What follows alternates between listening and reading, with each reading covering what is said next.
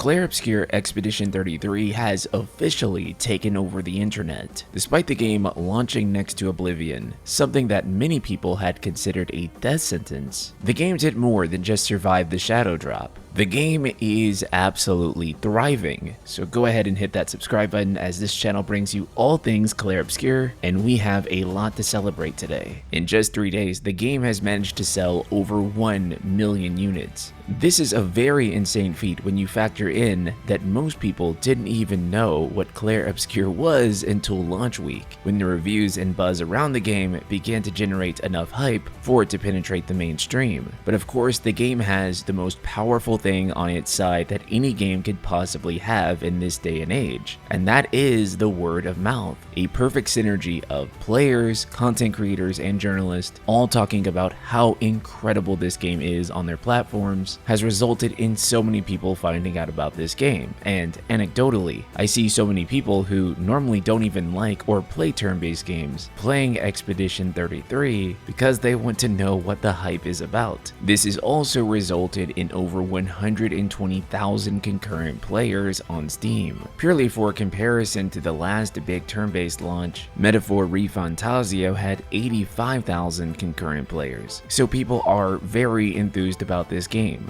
In fact, enthused might be an understatement. Expedition 33 currently sits at a 9.7 user score on Metacritic, with it having over 3.5 thousand reviews as of the recording of this video. This is an absolutely insane feat, not just because this number is really high, but because it is in fact the highest ever. You heard that correctly. Clair Obscur has achieved the highest Metacritic user score in the history of the site, beating out beloved games like Elden Ring, Ocarina of Time, and Final Fantasy VII. Of course, better is always subjective, and the Metascore doesn't necessarily mean that this game clears those games, as nothing nowadays can really have the same impact as Ocarina or Final Fantasy VII, nor do I necessarily think that this means that people are overstating how good Clair Obscur is. I think what this ultimately comes down to is just what this game is. Something that people feel defies industry expectations. A small team only charging $50 and quite honestly over-delivering. As I mentioned in my review, this is a game that if I paid $60 or $70 for, I still would have walked away pretty satisfied. And the fact that that's a sentiment shared by so many people,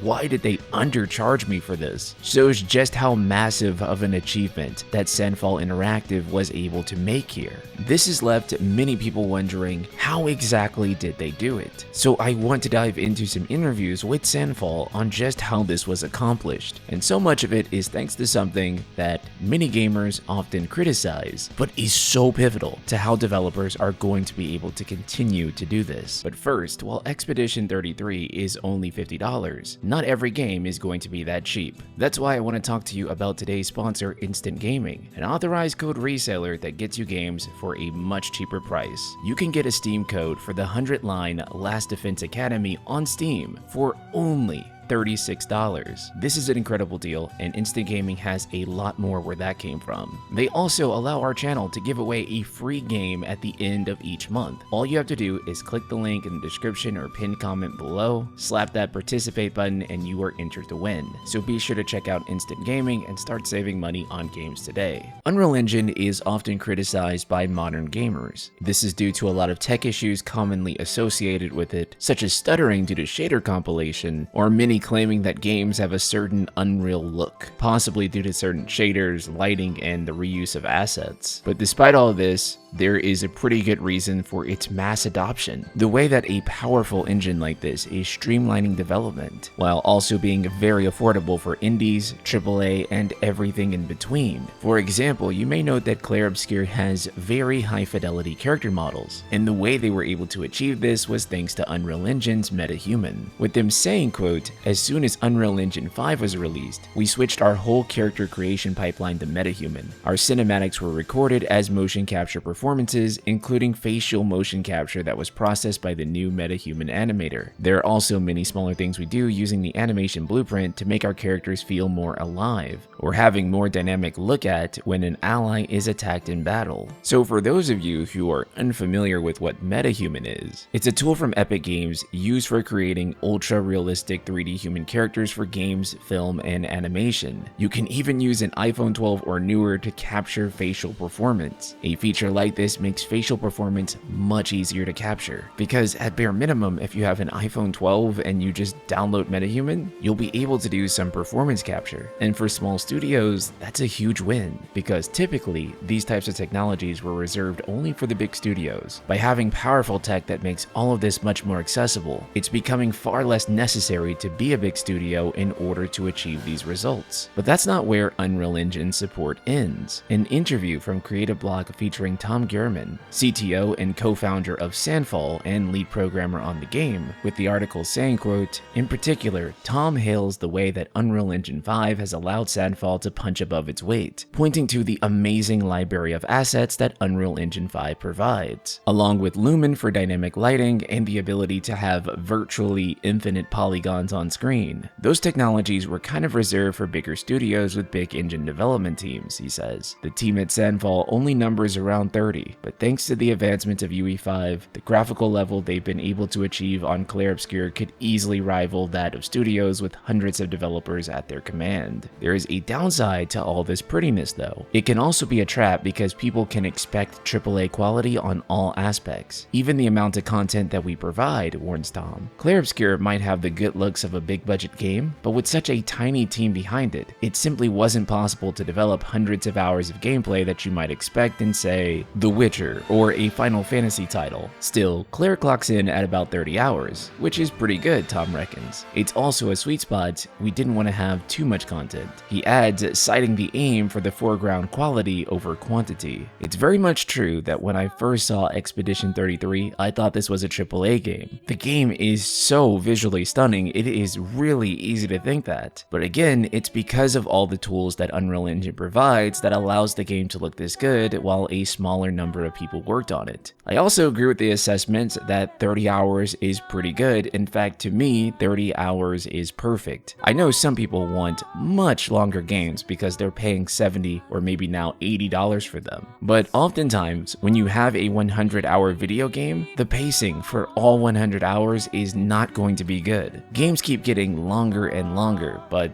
as I look at them, there are so many sections of them that ultimately feel like padding. Numerous games that I can tell you would have been better experiences if they were just a little bit shorter. At the same time, with the price of games being so high and also so competitive, padding a game with 100 fetch quests so that you can say it's X number of hours begins to make a lot of sense. However, when playing a game like Expedition 33, you can tell that the game is all meat, and of all the trends this game could end up setting, this is the one that I hope for the most. It's also really important to note that while the team is 30 people, that does not mean only 30 people touch the development of Clair Obscur Expedition 33. As noted by an article on Rock Paper Shotgun, there's an 8-person team in South Korea that gameplay animations were outsourced to. The article also points out that there are dozens of people who worked on localization, QA, and voice production work, on top of which there are 30+ musicians that worked on the soundtrack, including a 9-person choir. However, I think it's important to emphasize here that this is fairly normal, whether it's AA or AAA. Pretty much everyone in the industry outsources. Even indies will get artwork and music commissioned, so long as enough funding is provided for them to be able to afford it. This is important to stress for 2 reasons. The first is that some people think literally only 30 people were involved. That's not the case, and in fact, even when you hear the dev team for a game is 300 or 400 people, even then, there was typically some outsourcing. In fact, when you consider all the outsourcing that's done, most AAA games have well over 1,000 people touching them at some point. But here's the thing that people need to understand. This still doesn't take away from the achievement of only having 30 people on the core team.